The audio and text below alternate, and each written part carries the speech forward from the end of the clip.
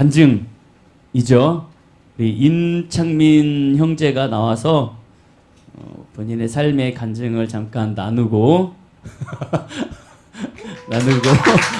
들어가도록 하겠습니다. 예, 임창민 형제 나오세요. 굉장히 떨리네요.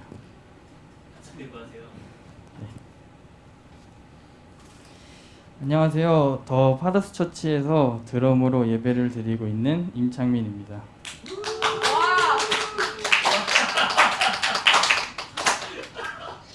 먼저 이 자리를 허락하여 주신 하나님께 감사드립니다. 하나님의 수많은 자녀들 가운데서 너무나도 부족하고 죄인인 저를 하나님께서 뒤로 숨기실 법도 하신데 이렇게 사람들 앞에 서게 하시고 하나님을 말하게 하시니 감사드립니다. 어떤 이야기를 할까 많이 고민을 해봤는데 오늘은 제 사랑 이야기를 해볼까 합니다. 사랑 이야기. 유년 시절 저는 교회를 좋아했습니다. 즐겁고 신나는 분위기가 좋았고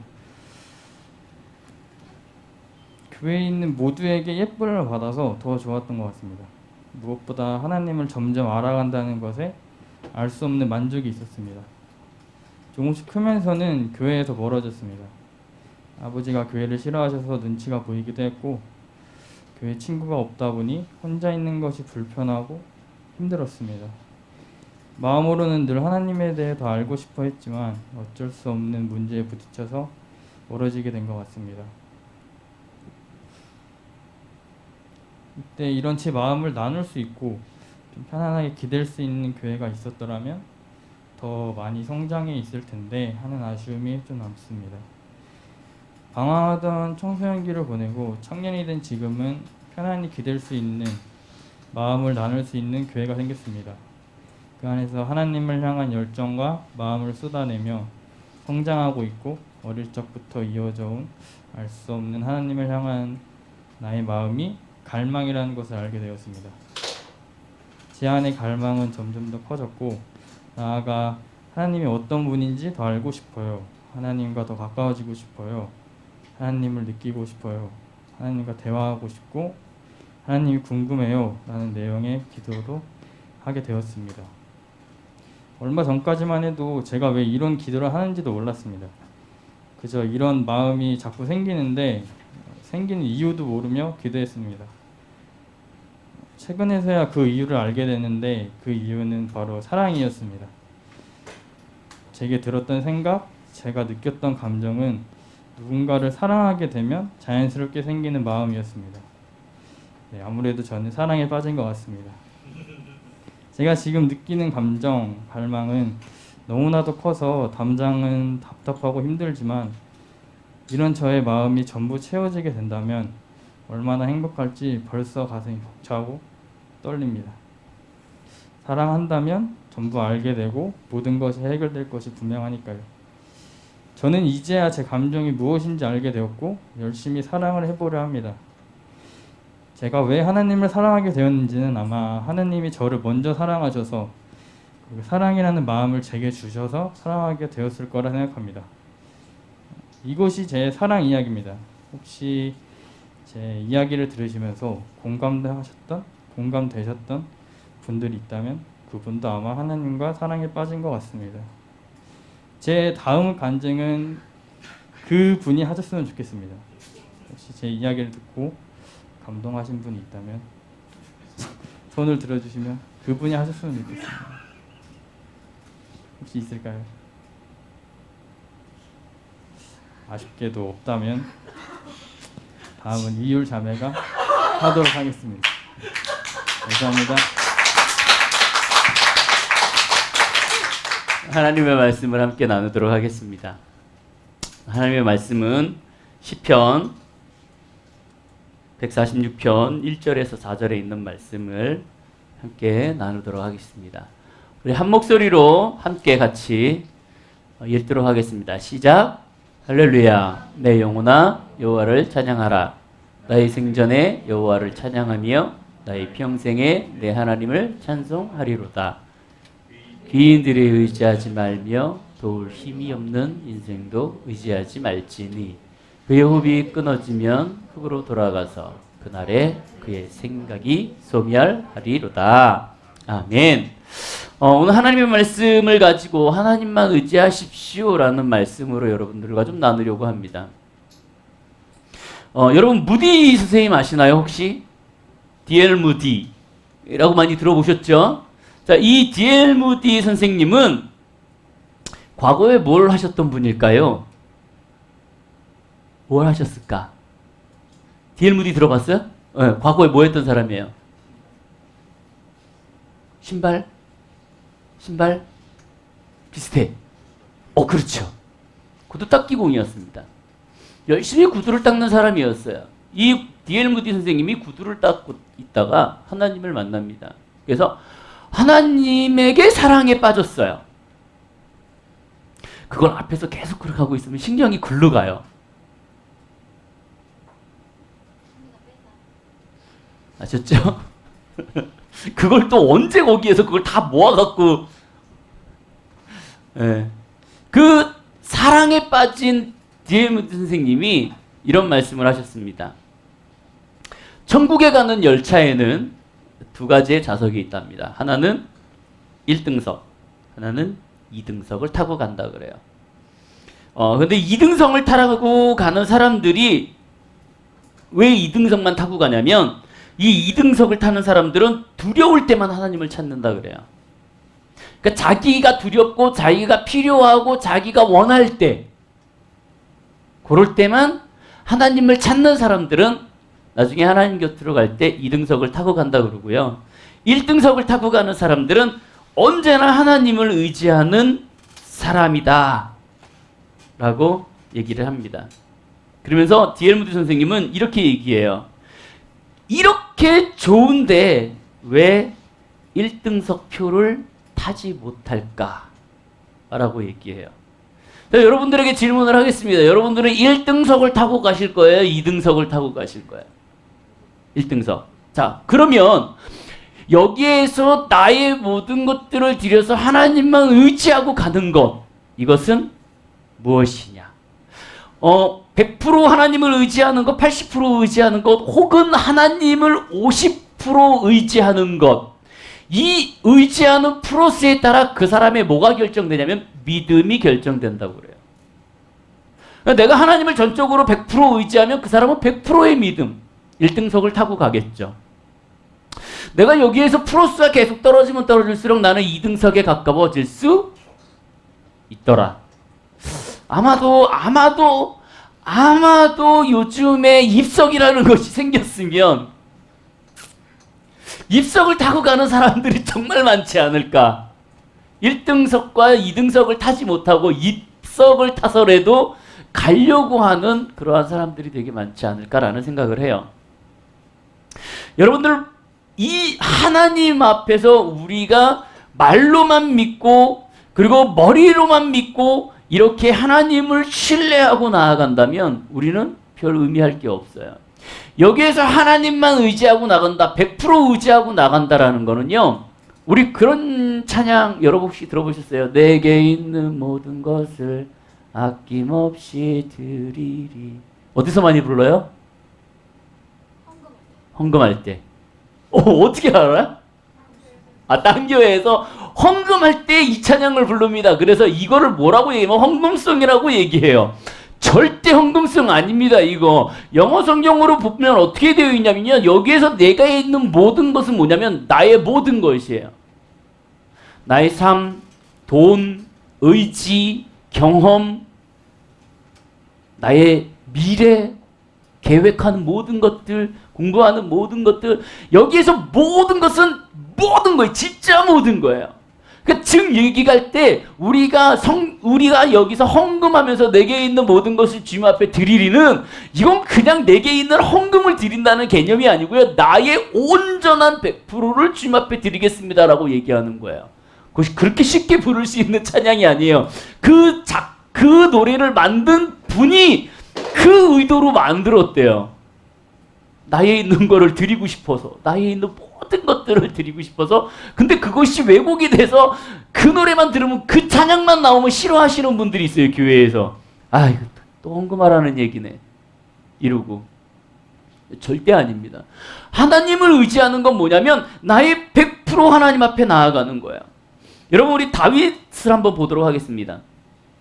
다윗은요, 하나님을 전폭적으로 의지했던 사람이에요. 왜요? 다윗이 왜 하나님을 의지했어요? 다윗은 형들이 정말 좋은 거 할 때 막내로서 양들을 데리고 벌판을 다니면서 그 양들을 쳤어요. 근데 거기에서 다윗이 할 수 있는 건 뭐예요? 그 하나님을 만나고 그 하나님이 이끌어 주시는 대로 이끌림을 받고 하나님의 도우심을 받는 삶을 거기에서 자기는 계속 익숙해지면서 나아가기 시작했어요. 양들을 동물들이 와서 잡아먹고 공격을 할 때 돌 하나를 들고 그거를 깰 수 있는, 물리칠 수 있는 담대함도 있었고요. 그곳에서 하나님을 예배하고 하나님과 속삭이고 사랑할 수 있는 노래도 그쪽에서 배웠어요. 그래서 하나님은 다윗에게 이렇게 얘기합니다. 하나님의 마음에 합한 자. 이미 하나님의 마음에 합한 자라고 얘기한 게 언제냐면 13세 이하예요. 요나이 때, 조나이 때 하나님이 이 사람을 보고 뭐라 그래? 내 마음에 꼭 들어. 내 마음에 꼭 들어. 나중에 그런 얘기 하겠지만 다윗이 하나님에게 부르심을 받고 기름 부음을 받죠. 그 순간 많은 사람들은 박수를 쳐줬습니다. 다윗에게. 너 왕이 되는구나. 하지만 다윗은 그때부터 꼬이기 시작하지요. 그럼에도 불구하고 다윗은 하나님만 의지하고 나아갑니다. 다윗은 어느 정도까지 하나님을 의지하냐면 골리앗을 보면서까지 하나님을 의지해요. 자기의 2배가 넘는 거인을 바라보며 그 자기와 함께 하시는 하나님의 이름으로 담대하게 그 고릴라랜다. 골리앗을 쳐붓습니다. 죽입니다. 아무도 할 수 없는 걸 할 수 있어요. 왜요? 하나님만 의지했기 때문에. 하나님은 하실 수 있기 때문에. 자기가 들판에서 양을 치면서 그 양들을 보호할 때 정말 그 양들보다 자기보다 등치가 큰 동물들이 나타났을 때 돌 하나로 죽였던 그 다윗의 믿음. 그것이 골리앗을 바라봤을 때 똑같은 마음으로 그에게 다가왔더라는 거죠. 예수님이 하나님이 나와 함께 하시는데 감히 네가? 하지만 물론 다윗도 쓰러질 때가 있었습니다. 다윗은 정말 하나님 앞에 그렇게 잘 나가고 있다가 다윗이 쓰러질 때가 언제냐면 교만할 때였어요. 지금 무슨 얘기냐면 다윗은 계속 싸움을 통해 갖고 승승장구했습니다. 계속 이겼어요. 그러다 보니까 다윗이 무슨 생각을 하냐면 나 이제 이길 수 있어. 나 나가면 이길 수 있어. 그러면서 다윗이 한 게 뭐냐면 인구조사를 해요. 인구조사하는 게 나빠요? 아니 다윗이 자기의 백성들 인구조사하는 게 나빠? 근데 하나님은 여기에서 기분이 나쁘셨어요. 감히 네가 나를 의지하지 않고 인구를 조사해? 이 얘기는 곧 뭐냐? 하나님, 내가 여기 수많은 사람들이 있어요. 여기서 좀 골라서 전쟁을 치르려 합니다. 라는 의도가 거기에 깔려 있더라는 거죠. 다윗의 교만함이 거기에서 드러나기 시작합니다. 그래서 하나님은 거기에서 다윗을 치세요. 물론 다윗이 그 인구조사를 하고 하나님 앞에 교만했던 거를 회개합니다. 하나님 정말 잘못했어요. 회개합니다. 그러면 하나님이 어떻게 하세요? 어떻게? 잘못했어. 하나님 앞에 용서를 구해. 하나님은 어떻게 하세요?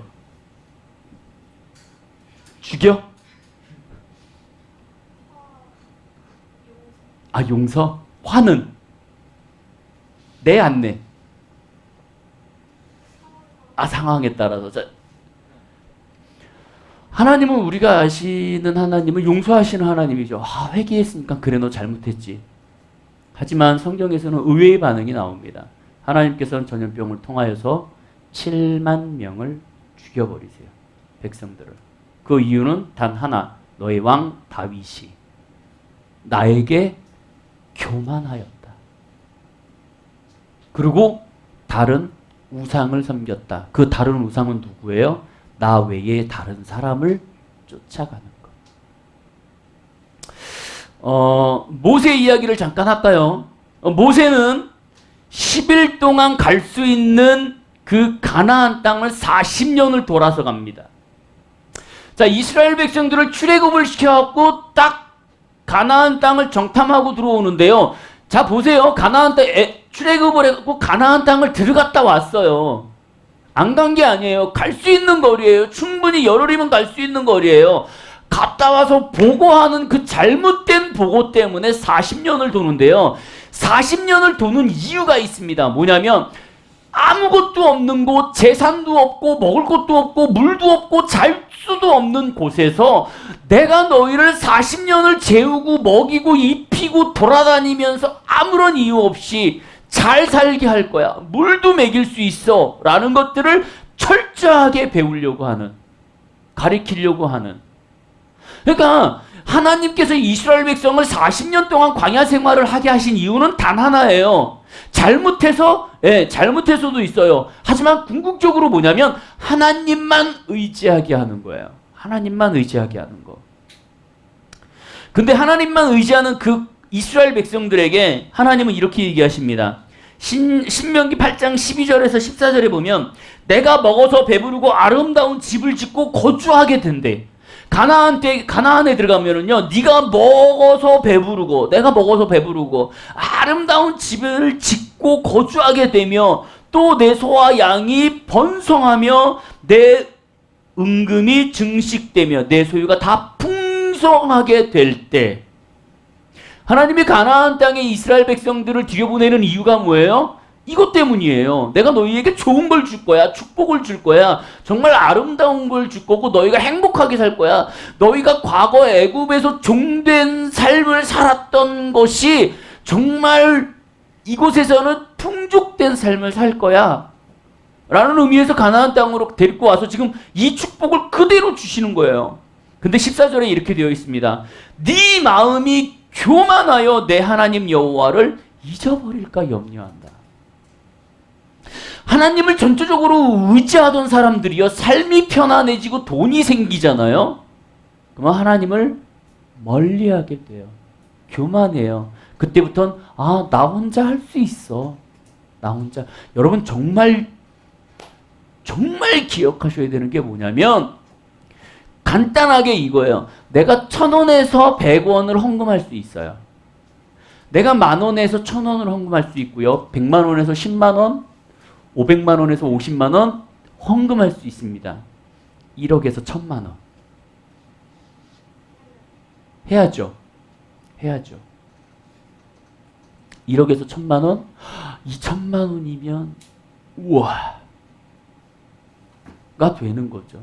저희는 솔직히 그렇게 많이 11조를 해보지 못했어요. 제일 많이 해본 게 300만원 해봤나요? 제일 많이 해본 게 그것도 믿음으로 드려서, 벌어서가 아니라 믿음으로 드려서, 하나님 내가 이만큼 할 테니까 이만큼 주실래요? 이러고. 그랬더니 정말 재밌는 사건이 있어요. 헌금에다 11조를 해갖고 해서 딱 냈어요. 예배가 딱 끝나고 헌금위원이요, 재정부가 이걸 그대로 들고 따라왔어요. 전사님 이러시면 안 돼요.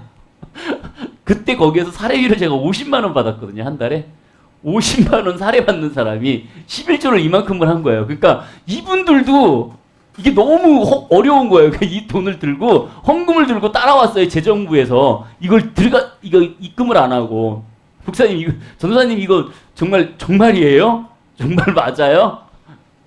그래갖고 저희가 그렇게 얘기한 적 있어요. 이거 믿음으로 한 거니까 그냥 하나님으로 드렸으면 좋겠다. 물론 그 이후로 저희는 그 많은 것들을 은총을 받았겠죠. 축복을 받았겠죠. 그렇게 하나님은 우리에게 축복을 해주세요. 근데 그것이 우리에게 여유가 생기고 풍족하게 됐다고 해서 우리가 다른 쪽으로 사용하게 되고 흥청망청 사용하게 되고 우리가 그것을 아까워하기 시작하면 하나님은 그때부터 어떻게 되냐면 네 마음이 교만하여 내 하나님을 버릴까 염려한다 라고 되어 있어요. 여러분 이거는 정말 여러분들이 생각하셔야 돼요. 시간이 많이 갔기 때문에 줄여갖고 여러분들에게 간단하게 얘기 드립니다. 하나님만 의지할 때는 여러분들에게 복을 주십니다. 아멘. 여러분들에게 하나님을 의지하시고 여러분들이 하나님을 의지하는 퍼센트가 높아지면 높아질수록 그만큼 여러분들에게 주어지는 축복은 똑같이 비례합니다. 아멘. 여러분 그렇게 되시기 바라요. 내가 하나님을 의지하고 내가 하나님을 따르고 나아갈 때 여러분들이 그만큼 만나기를 원해요. 만군의 여호와 주께 의지하는 자는 복이 있나이다 라고 얘기하세요. 그리고 마음이 탐하는 자는 다툼을 일으키나 여호와를 의지하는 자는 풍족해진다 그랬어요. 잠언서에 보면 이렇게 되어 있어요. 의지하는 자, 하나님만 의지하고 하나님만 따라가는 자는 풍족해진대요. 이 풍족이 나의 재물적인 것만 얘기하는 것이 아니에요. 나의 삶을 얘기해요. 나의 삶이 두루두루 평안해지고 풍족해진다라고 얘기하시는 거예요. 그리고 하나님을 의지하게 되면 승리하는 삶을 살게 됩니다. 여러분들이 무엇을 하든 승리하는 삶을 살게 돼요. 다윗이 그렇게 하나님 앞에 교만하고 오만하게 서 나아갔지만 하나님을 의지하고 하나님을 신뢰하고 나아갔을 때 계속해서 승전하는 삶을 살게 됩니다. 근데 이거는 전쟁에서만이 문제가 아니에요. 우리의 삶에서 우리가 나누는 모든 것들에 대해서 승리할 수 있고 영적 전쟁에서도 승리할 수 있고요. 우리가 하나님에게 나아갈 때 우리 가운데 주어지는 모든 것들에서 승리하는 삶을 살 수 있어요. 여러분들이 잘 아시는 기드온의 300용사. 두 나라가 싸움을 하는데 이 기드온이 싸움을 하러 나가는데 정말 많은 군사들이 있었습니다. 그때 하나님이 얘기하시죠. 커트해. 다 필요 없어. 그래서 거기에서 남겨진 자들이 300. 근데 여기에 몇 배가 되는 전쟁의 적군들을 하나님은 가차없이. 여러분 성경 읽어보셨어요? 이 300용사가 적군하고 싸우든가요? 가갖고 칼 들고 다 베요? 아니요. 안 베요. 하나님께서는 지네들끼리 싸워서 죽이게 만들어요. 교묘한 소리 하나 가지고, 교묘한 아주 환경 가지고 그들을 놀라게 하시고 그들을 불안하게 만들고 저 앞에 계신 하나님이 나를 잡아 죽일 것 같아서 서로 죽이고 서로 싸우고 그러면서 승리하게 만드시는 거죠. 300용사가 단 한 명도 싸우지 않고 단 한 명도 죽지 않고 적군을 싸워 이기는 그러한 상황이 돼요. 여러분들 승리하시길 바랍니다. 여러분들의 삶에서, 여러분들의 전쟁에서, 여러분들의 전쟁이 영적 전쟁일 수도 있고 부부와의 전쟁일 수도 있고 삶의 전쟁일 수도 있고 물질의 전쟁일 수도 있고 가족들 간의 전쟁일 수도 있어요. 하지만 그 전쟁에서 승리하시기 위해서는 하나님을 절대적으로 의지하시기를 바라요. 그렇게 된다면 하나님은 여러분들을 보호하실 겁니다. 여러분들을 눈동자와 같이 보살피실 거예요. 잠언서 29장 25절에 보면은 이렇게 되어 있습니다. 사람을 두려워하면 올무에 걸리게 되거니와 여호와를 의지하는 자는 안전하게 되리라. 하나님을 의지하게 되면 그 사람을 하나님은 택하시고 인도하시고 안전하게 하세요. 잠언서 3장 26절에 보니까 이렇게 되어 있습니다. 대저 하나님은 너희 의지할 자이시라 내 발을 지켜 걸어가는 그 발걸음에 걸리지 않게 하시라. 여러분들이 하나님만 의지하고 걸어가면 내가 걸어가는 발걸음에 그 어떤 것도 걸림돌이 되지 않더라는 거예요. 하나님은 여러분들을 보호하십니다. 마지막 하나님은 여러분들에게 구원으로 이끄실 거예요. 나는 그 순간 1등석을 타고 퍼스트 클래스를 타고 하나님 앞으로 가는 거예요. 그러면서 하나님은 이렇게 얘기하실 것도 착하고 충성된 종아 잘하였다. 내가 너에게 작은 것을 맡겼더니 큰 것을 하였구나. 그것이 우리에게 주어진 하나님의 명령이라는 거예요. 갈라디아서 2장 16절에 이렇게 되어 있습니다. 우리가 율법의 행위에서 아니고 그리스도의 믿음으로써 의롭다함을 얻었습니다. 율법의 행위로는 의롭다함을 얻은 육체가 없습니다. 라고 되어 있어요. 무슨 얘기냐면 우리가 아무리 의롭게 살고 착하게 살아도 그걸로 구원받을 수 없다라는 거예요. 여기에서 말하는 하나님의 구원은 네가 나를 의지하는 그 의지가 내가 너를 구원하게 하는 거야 라고 얘기하시는 거죠. 그리고 의지하지 말아야 될 것들에 대해서 하나님은 분명히 말씀하십니다. 의지하지 말아야 되는 것은 인생을 얘기하고 있어요. 하나님만 의지하게 돼야 됩니다. 근데 이제 제가 얼마 전에 이런 대화를 좀 나눈 적이 있어요. 근데 목사님한테 그런 질문을 했습니다. 목사님 요즘에 어떠세요? 라고 했어요. 그랬더니 목사님이 이제 그런 말씀을 하십니다. 제가 개척교회를 8년째 하고 있는데 깨달은 것이 있습니다. 뭡니까? 그랬더니 자기는 개척교회를 하면서 성도가 들어오면은요, 그 성도에 올인을 했대요. 그 성도에 올인해갖고 그 성도가 힘들어하면 가갖고 해줄 거 다 해주고, 그 집에 가면은 에어컨이 없어갖고 더워 있으면은 자기 돈이 없음에도 불구하고 중고래도 어떻게 해갖고 중고래도 달아주고, 정말 먹을 게 없으면 자기 집 먹을 거 없는데도 그 먹을 거를 갖다가 그 집 갖다 주고 막 이랬대요. 그러면서 그 성도를 섬겼답니다. 하나님의 마음으로. 그랬더니 이 성도가 나중에요, 목사님을 욕하고 떠나더라요. 왜 떠났을까? 왜요? 이 성도가 떠나면서 하는 말이 그거래요. 목사님이 변했네. 목사님이 변했네. 목사님이 나는 안 챙겨주고 땅 성도만 챙겨주더라. 목사님이 이제는 나는 쳐다보지도 않고 교회 일만 신경 쓰더라.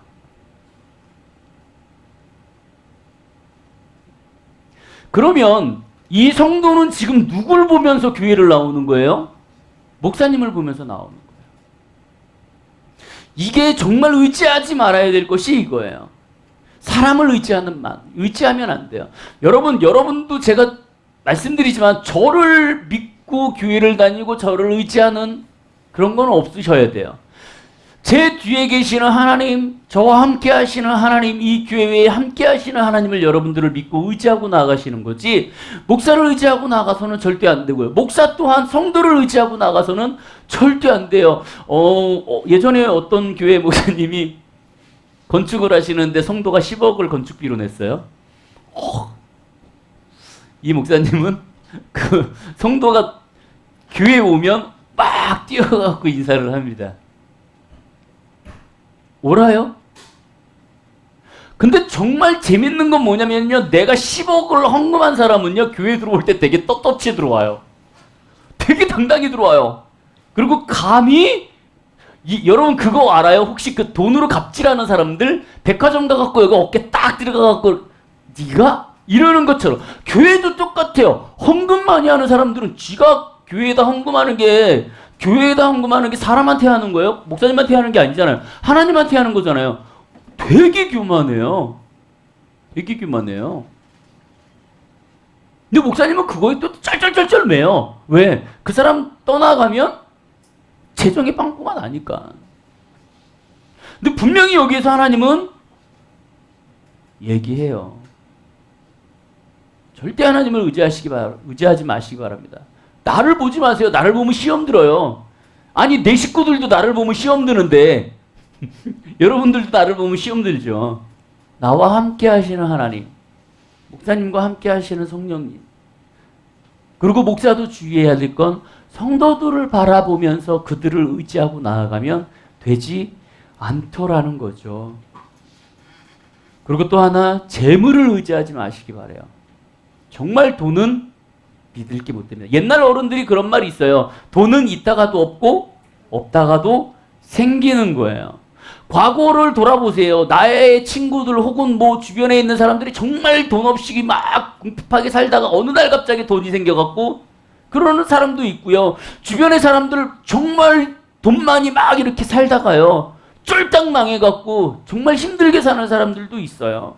아무도 장담할 수 없습니다. 재물을 의지하지 마세요. 나에게 있는 재물을 나눠주려고 하셔야지, 내가 그것을 꽁꽁꽁꽁꽁꽁 묻히고 내 마음속에, 내 삶에, 나의 인생에 그거를 붙잡고 가시면 여러분들은 폭망합니다. 잠언서에 이렇게 되어 있어요. 자기의 재물을 의지하는 자는 패망하려니와 의인은 푸른 잎사귀 같이 번성한다. 그러니까 하나님 앞에서 재물을 의지하는 사람은 폭망할 거고요. 그 하나님의 앞에서 푸른 잎사귀 같이 하나님을 의지하고 나아가는 사람들은 번성할 거라고 하나님은 분명히 잠언서에 말씀하고 계셔요. 재물은 하나님보다 믿고 의지할 존재가 아닙니다. 재물을 따라가면 그 재물이 폭망할 때 나 또한 비극으로 가요. 여러분, 자살하는 사람들이 왜 자살해요? 재물 때문에 자살해요. 있다가 없으면 그것 때문에. 마지막, 하나님을 정말 의지하고 해야 되는데 하지 말아야 될 건 우상입니다. 우상은 그 어떤 것도 만들지 마세요. 나의 여친이더라도, 남친이더라도, 와이프고 남편일지라도 이것은 더 나아가 하나님을 벗어나게 하면 우상이 됩니다. 여러분, 우상의 뜻은 아시죠? 이게 우상이 아니에요. 이게 우상이 아니에요. 내가 이걸 들고 다니면서 떨고 다니면 이게 우상이 되는 거예요. 우리가 십자가를 의지하는 이유가 뭐예요? 십자가에 매달리신 예수님 때문이죠. 근데 그 예수님이라는 존재를 빼버리고 십자가에만 의지하게 된다면 이건 우상이 돼요. 내가 돈에 쫓아가면 돈의 우상이 되고요. 내가 게임에 쫓아가면 게임의 우상이 되고요. 내가 권력에 따라가면 권력의 우상이 되고요. 여자와 남자에 쫓아가면 거기에 우상이 되는 거예요. 여러분, 절대 우상을 따라가지 아니하시기를 바랍니다. 잠언서 3장에 보면 이렇게 되어 있어요. 너의 마음을 다하여 여호와를 의지하고 내 명철을 의지하지 말라. 너는 스스로 지혜롭다 말하지 말라 라고 되어 있어요. 우린 지혜롭지 않아요. 고린도전서 1장 25절에 이렇게 되어 있습니다. 하나님의 미련한 것이 사람보다 지혜 있고 하나님의 약한 것이 사람보다 강하다라고 되어 있어요. 우리가 아무리 들고 날라도요, 하나님보다 잘나지 못합니다. 여러분들은 명철을, 지혜를, 경험을, 그리고 잔머리를 의지하지 마세요. 그것은 나에게 결코 도움이 되지 않습니다. 하나님을 따라가는 데 있어서 명철은 필요 없어요. 경험은 필요 없어요. 그냥 하나님이 하라는 대로 하나님만 100% 의지하고 나아가는 것이 우리의 삶이 됐으면 좋겠습니다. 여러분들의 삶 가운데 그렇게 해서 1등석을 타고 주님 앞에 나아가는 귀한 삶이 될 수 있도록 노력하시는 귀한 삶이 되시기를 주님의 이름으로 축복드립니다.